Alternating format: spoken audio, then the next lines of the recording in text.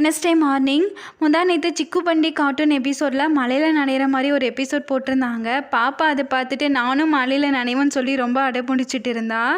அதுக்கப்புறம் சமாதானப்படுத்தி அவளை கூட்டிகிட்டு வந்தாச்சு.